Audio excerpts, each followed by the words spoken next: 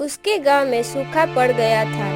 अगर कुछ दिन और बरसात नहीं हुई तो हमें पीने के लिए पानी भी नहीं मिलेगा। अब तो सब नदी तालाब भी सूख गए हैं, हमें दूसरे नगर जाना चाहिए। तभी अचानक दो गुंडे उनके सामने आ जाते हैं। सुनो, जो कुछ भी तुम्हारे पास है वो सब चुपचाप हमें दे दो, नहीं तो अभी के अभी दोनों मारे जाओगे। तुम लोगों का कहना है कि तुमने विमल की मरी हुई पत्नी को ले जाकर श्मशान में फूंका है। मुझे ये बताओ, अंतिम संस्कार से पहले मृत शरीर को या फिर उस मृत शरीर का चेहरा देखा था? नहीं हुजूर, मृत शरीर तो हमने नहीं देखा और ना ही उसका चेहरा। Presented by Classic Tune। बहुत समय पहले की बात है। एक गांव में बीमल नाम का एक आदमी रहता था। बीमल की कोई भी संतान नहीं थी। वह अपनी पत्नी के साथ ही एक छोटे से घर में रहता था। बीमल का अपना एक छोटा सा कारोबार था। वह कोई बहुत बड़ा व्यापारी तो नहीं था, लेकिन अपने व्यापार से वो इतनी कमाई कर लेता कि उसकी गृहस्थी अच्छी चल रही थी। बीमल के मन में किसी तरह का कोई लालच नहीं था। वह ईमानदारी से अपना कारोबार करता था। एक बार की बात है, उसके गांव में सूखा पड़ गया था। अगर कुछ दिन और बरसात नहीं हुई तो हमें पीने के लिए पानी भी नहीं मिलेगा। अब तो सब नदी तालाब भी सूख गए हैं, हमें दूसरे नगर जाना चाहिए। धीरे धीरे हालात इतना बिगड़ गया कि गांव के लोग दूसरे नगर जाने लगे। लोगों के दूसरे नगर जाने से हुआ ये कि बीमल का सारा कारोबार बिल्कुल ठप हो गया।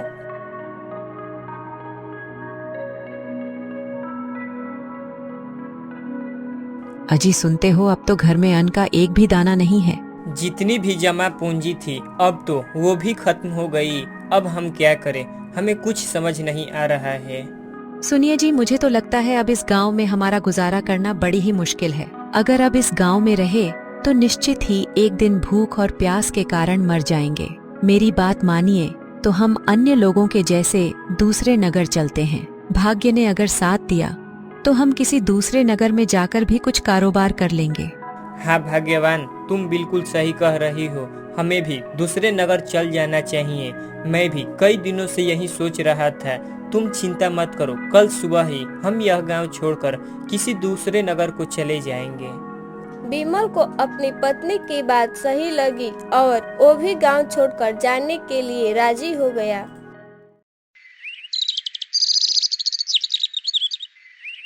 अगली सुबह बीमल अपनी पत्नी के साथ गांव छोड़कर दूसरे नगर के लिए चल पड़ा। कई घंटे लंबी सफर करने के बाद वे एक नगर के निकट पहुंचे। उस नगर में जाने वाला रास्ता एकदम सुनसान था। वे जा रहे थे कि तभी अचानक दो गुंडे उनके सामने आ जाते हैं। सुनो, जो कुछ भी तुम्हारे पास है वो सब चुपचाप हमें दे दो, नहीं तो अभी के अभी दोनों मारे जाओगे। भैया, हम किस्मत के मारे हमारे पास कुछ नहीं है, बस कुछ पैसे हैं और वही पैसे हमारे सहारे हैं। अगर वो भी आप ले लेंगे तो हम कहाँ जाएंगे? देखो, हम कुछ नहीं जानते कि तुम कौन हो और कहाँ जाओगे। हमें चुपचाप अपना सारा सामान और जो भी धन लिए हो वो हमें दे दो, नहीं तो अभी के अभी अपने जान से हाथ धो बैठोगे। बीमल के पास जो कुछ भी धन था, लुटेरे वे सब छीन कर ले गए। बीमल और उसकी पत्नी उदास मन से उस नगर की तरफ जाने लगे। कुछ दूरी पर जाने के बाद उन्हें एक महात्मा का आश्रम दिखाई दिया। भाग्यवान, चलो हम इस महात्मा जी के पास चलते हैं। वहीं हमारी समस्या का कोई समाधान कर सकते हैं। हाँ चलिए, हम उस महात्मा जी से सही मार्गदर्शन लेते हैं। बीमल और उसकी पत्नी महात्मा जी के आश्रम में जाते हैं। बीमल महात्मा जी से अपनी सारी दुखद घटना सुनाता है। महात्मा जी को बीमल की बात सुनकर उस पर दया आई।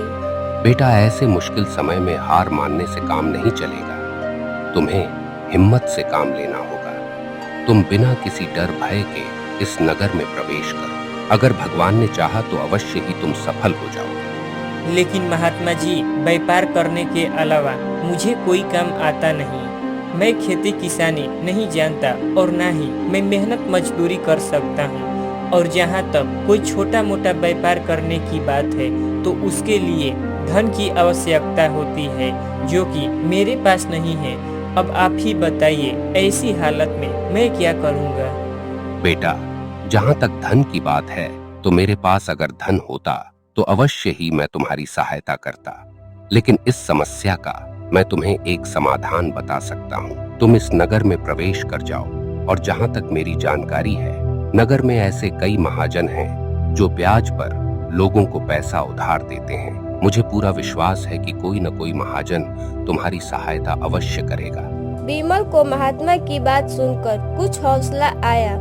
ठीक है महात्मा जी, अगर ऐसी बात है तो हम जरूर नगर जाकर देखेंगे। विमल और उसकी पत्नी नगर में जाते हैं।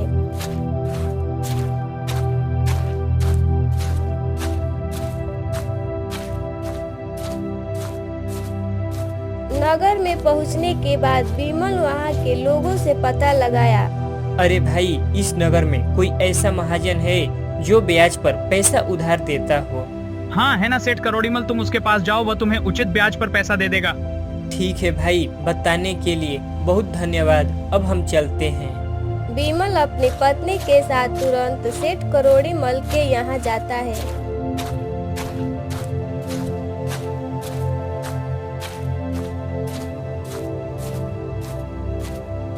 प्रणाम सेठ जी। हाँ ठीक है, बोलो क्या बात है।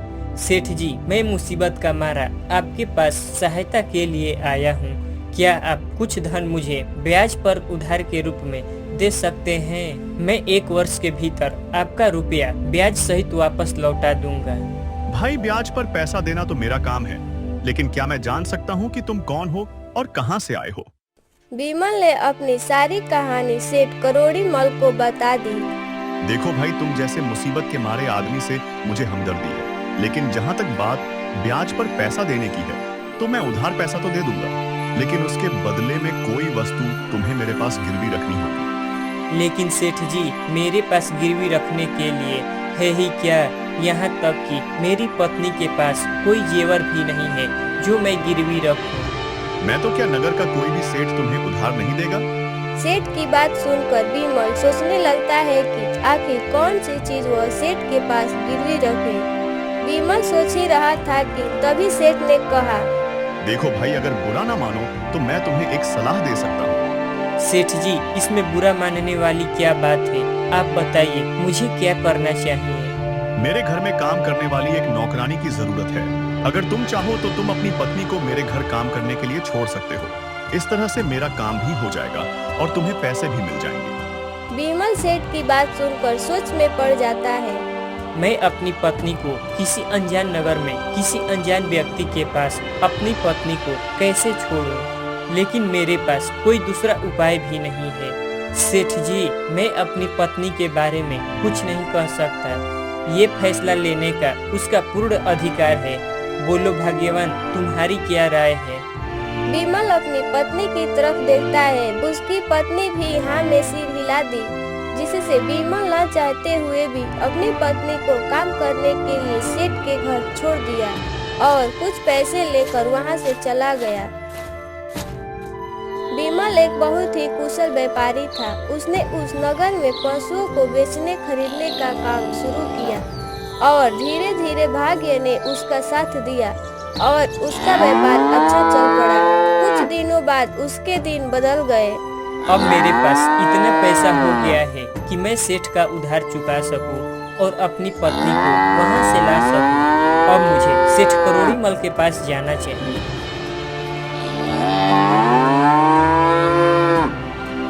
विमल सेठ के पास पहुंचा। सेठ जी, कुछ दिन पहले मैं अपनी पत्नी को आपके पास गिरवी रख के आपसे धन उधार ले गया था।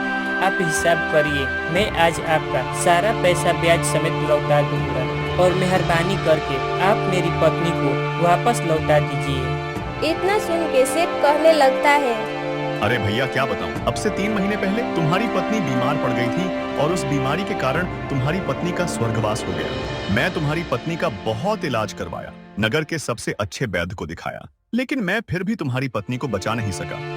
विमल ने जब सेठ की ऐसी बातें सुनी तो मानो उस पर दुख का पहाड़ टूट पड़ा। लेकिन थोड़ा धीरज रखते हुए विमल ने सेठ से कहा, सेठ जी, जो होना था वो हो चुका। शायद मेरे नसीब में यही लिखा था। अगर मेरी पत्नी मेरे साथ भी रहती और उसकी उम्र पूरे हो जाते तो भी उसे मरना ही पड़ता। मृत्यु को भला कौन टाल सकता है, लेकिन फिर भी आप अपना रुपया मुझसे ले लीजिए ताकि मुझे इस बात की तसल्ली हो जाए कि मैंने अपना कर्ज चुका दिया और कर्ज चुकाकर अपनी पत्नी को गिरवी रखने के कलंक से खुद को बचा लिया। नहीं भाई, अब मैं तुमसे पैसे नहीं ले सकता। जब मैं तुम्हारी अमानत ही तुम्हें लौटा नहीं सका तो अपना कर्ज वापस कैसे ले सकता हूँ? मुझे इस बात का कोई अधिकार नहीं है। बीमल के बार बार कहने पर भी सेठ ने अपना कर्ज वापस नहीं लिया। उदास मन से बीमल वहाँ से चला गया। चलते चलते वह उसी महात्मा जी के आश्रम के पास पहुँचा। हमेशा की तरह महात्मा जी पेड़ के नीचे बैठकर ध्यान लगाए थे। बीमल अपनी मन की शांति के लिए उसी पेड़ के नीचे बैठ जाता है। जब महात्मा जी बीमल को देखे तो वो पहचान गए। बताओ क्या हाल है और अब तुम्हारा जीवन कैसा चल रहा है? बीमल सारी घटना उस महात्मा जी को सुनाई। असल में वो महात्मा एक सिद्ध पुरुष थे। भाई, सेठ ने तुम्हारे साथ धोखा किया है। तुम्हारी पत्नी अभी निश्चित रूप से जीवित है। तुम्हारी पत्नी को सेठ ने अपने घर में कहीं छुपा दिया है और उससे कह दिया होगा कि तुम्हारा पति लगता है अब नहीं आएगा, इसीलिए अब तुम्हें मेरे घर ही नौकरानी बनकर जिंदगी भर काम करना होगा। अब तुम ऐसा करो, तुम नगर के राजा के पास जाओ और उनसे प्रार्थना करो कि राजा साहब आप मेरी पत्नी को सेठ जी से मुझे वापस करवा दीजिए, क्योंकि इस नगर का राजा विक्रम आदित्य एक बहुत ही बुद्धिमान व्यक्ति है। वो निश्चित ही तुम्हारी पत्नी को सेठ पर जो डलवा कर दिलवा देगा। महात्मा जी की बात सुनकर बीमल को कुछ साहस आया। जब ऐसी बात है महात्मा जी, तो मैं अभी राजा विक्रम आदित्य के पास जाता हूँ। बीमल महात्मा की बात मानकर नगर के राजा विक्रम आदित्य के पास जाता है। बीमल राजा के दरबार में पहुंचकर वह राजा से गुहार लगाने लगता है। महाराज, नगर के सेठ करोड़ी मल से मेरी पत्नी को दिलवा दीजिए। बीमल की प्रार्थना सुनकर राजा ने मंत्री से कहा, मंत्री जी, अभी के अभी सेठ करोड़ीमल को राज दरबार में बुलाया जाए। सेठ करोड़ीमल को राजा के दरबार में पेश किया जाता है। सेठ करोड़ीमल, क्या यह बात सच है कि इस आदमी ने कुछ धन के बदले अपनी पत्नी को तुम्हारे यहाँ गिरवी रखा था? हाँ महाराज, इस आदमी की बात बिल्कुल ठीक है। तो जब ये तुम्हारा पैसा ब्याज सहित लौटा रहा है तो तुम इसकी पत्नी को लौटा क्यों नहीं देते? महाराज, मैं तो इसे बता चुका हूँ कि 3 महीने पहले ही इसकी पत्नी की मृत्यु हो चुकी है। महाराज, अब मैं धर्मराज के पास जाकर तो इसकी पत्नी को वापस ला नहीं सकता। क्या तुम्हारे पास इस बात की पुष्टि करने के लिए कोई गवाह है कि इसकी पत्नी की मृत्यु हो चुकी है? जी हाँ महाराज, मेरी इस बात की पुष्टि वह वैद्य जी कर सकते हैं जिसने इस आदमी की पत्नी का इलाज किया था। इसके अलावा वो 4 व्यक्ति भी इस बात की गवाही देंगे जो इसकी मरी हुई पत्नी को शमशान में फूंक कर आए थे। सेठ करोड़ीमल ये बातें इतनी आत्मविश्वास के साथ कही थी कि राजा विक्रमादित्य को भी इस बात पर विश्वास हो गया कि नगर का इतना बड़ा सेठ भला झूठ कैसे बोलेगा। सुनो फरियादी, अगर तुम्हारी पत्नी जीवित होती तो हम अवश्य ही उसे दिलवा देते, परंतु अब तो हमारी भी मजबूरी है। इस प्रकार राजा विक्रम आदित्य ने बीमल को समझा बुझाकर उसे वापस भेज दिया। बीमल फिर महात्मा जी के पास पहुंचा और जो कुछ भी राज दरबार में हुआ वो सारी बातें महात्मा जी को कह सुनाया। मैं राजा विक्रम आदित्य को इतना अविवेकी नहीं समझता था। मुझे दुख है कि उसने तुम्हारे साथ कोई न्याय नहीं किया। उस राजा ने सेठ की बातों पर विश्वास तो कर लिया और तुम्हें समझा बूझाकर वापस भेज दिया। अब तुम मेरी एक बात सुनो, तुम एक बार फिर राजा के पास जाओ और उससे कहना कि सिर्फ 1 घंटे के लिए वह अपनी राजगद्दी पर मुझे बैठने का अधिकार दे दे। मैं महात्मा विवेकानंद राजा को बताऊंगा कि न्याय कैसे होता है और न्याय किसे कहते हैं। बीमल एक बार फिर राजा के पास पहुंचता है और जैसा उस महात्मा ने कहा था उसने वो राजा से कह दिया। मुझे 1 घंटे के लिए राजगद्दी छोड़ने में कोई ऐतराज नहीं है। अगर ऐसा करने से तुम्हें न्याय मिलता है तो मैं 1 घंटे के लिए उस महात्मा को अपनी राजगद्दी दे दूंगा। तुम महात्मा जी को राज दरबार में ले आओ। ये बात सुनकर बीमल बहुत खुश होता है और वह सीधे महात्मा जी के पास गया। महात्मा जी, राजा विक्रम आदित्य आपकी बात से सहमत है। वो आपकी बात मान लिए हैं। चलिए अब आप 1 घंटे के लिए राजगद्दी पर बैठिए। विमल और महात्मा जी दोनों राज दरबार में जाते हैं। महात्मा जी राज दरबार में पहुंचकर राजगद्दी पर बैठ गए। मंत्री जी, अभी के अभी उस सेठ को बुलाया जाए जो इस युवक की पत्नी को मरा हुआ बता रहा है। नए राजा महात्मा विवेकानंद जी की बात मानकर उस सेठ को राज दरबार में बुलाया जाता है। बोलिए महात्मा जी, अब हमें क्यों बुलाया गया है? मैंने तो जो भी बातें थी वो सब बता दिया है। सेठ करोड़ीमल, आपने कहा कि विमल की पत्नी आपके यहाँ रहते हुए 3 महीने पहले ही स्वर्ग चली गई। आप यह भी कहते हैं कि आपके पास इसके पत्नी की मरने के गवाह भी मौजूद है। क्या मैं उन गवाहों से मिल सकता हूँ? हाँ बिल्कुल, आप उनसे जरूर मिल सकते हैं। राजा बने महात्मा जी के कहने पर सभी गवाहों को बुलाया गया। महात्मा जी ने सबसे पहले वैद्य से पूछा, क्यों वैद्य जी, तुमने ही इस आदमी की पत्नी का इलाज किया था? जी हुजूर, मैं ही किया था। अच्छा, मुझे ये बताओ कि विमल की पत्नी का इलाज करने के लिए तुम सेठ के घर जाते थे या इसकी पत्नी का इलाज करवाने के लिए सेठ तुम्हारे पास आते थे? हुजूर, सेठ करोड़ीमल ही मेरे घर आकर खुद दवा लेकर जाते थे। यानी तुम विश्वास के साथ ये नहीं कह सकते कि वो दवा सेठ जी इस आदमी की पत्नी के लिए ही ले जाते थे या फिर किसी और के लिए? हाँ हुजूर, ये बात मैं यकीन के साथ नहीं कह सकता कि सेठ जी किसके लिए दवा लेकर जाते थे, लेकिन सेठ जी मुझसे दवा जरूर लेकर जाते थे। इसका मतलब तो ये हुआ कि तुम बिना देखे ही मरीज को दवा देते थे। बिना मरीज की जांच किए दवा देना तो एक गंभीर अपराध है। अगर बिना किसी जांच के तुम गलत दवा दे दो तो वह दवा किसी जहर का काम भी कर सकती है। हो सकता है कि तुम्हारे द्वारा दी गई गलत दवाई के कारण इस आदमी की पत्नी की मृत्यु हो गई हो। महात्मा जी की बात सुनकर वैद्य का चेहरा पीला पड़ने लगा। नहीं हुजूर, ऐसा हरगिज नहीं हो सकता। भला मैं किसी मरीज को दवा के बदले में जहर क्यों दूंगा? इस तरह से तो मेरी सारी इज्जत मिट्टी में मिल जाएगी। अब तो तुम ऐसा ही कहोगे। मैं तुम्हें अपने काम के प्रति लापरवाही और एक मरीज के जीवन से खिलवाड़ करने के अपराध में 100 कोड़े मारने का आदेश देने जा रहा हूँ। इसके साथ ही तुम्हारा मुंह काला करके सारे नगर में घुमाया भी जाएगा।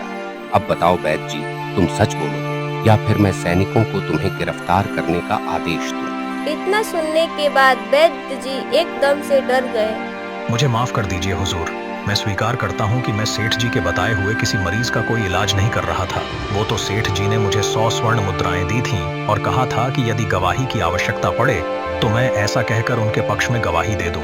बस मेरा इतना ही अपराध है कि मैं लालच में आकर इस सेठ का प्रस्ताव स्वीकार कर गया। वैद्य जी, कुछ भी हो, आपने अपराध तो किया है। मैं तुम्हें झूठी गवाही के अपराध में 30 कोड़े लगाने का आदेश देता हूँ। महात्मा के कहने पर सैनिकों ने भरी दरबार में वैद्य के ऊपर कोड़े मारने लगे, जिससे वैद्य को बहुत दर्द हो रहा था। हुजूर, मुझे माफ कर दीजिए, अब मैं ऐसा काम नहीं करूंगा। महाराज, माफ कर दीजिए मुझे। सैनिक के हर एक कोड़े मारने पर वैद्य के मुंह से दर्द भरी चीखें निकलती थी। उसकी चीखें पूरे राज दरबार में गूंज रही थी। वैद्य जी की इस हालत को देख बाकी के 4 गवाहों के कलेजे कांप उठा, जिन्होंने विमल की पत्नी को शमशान में ले जाने की बात कबूल की थी।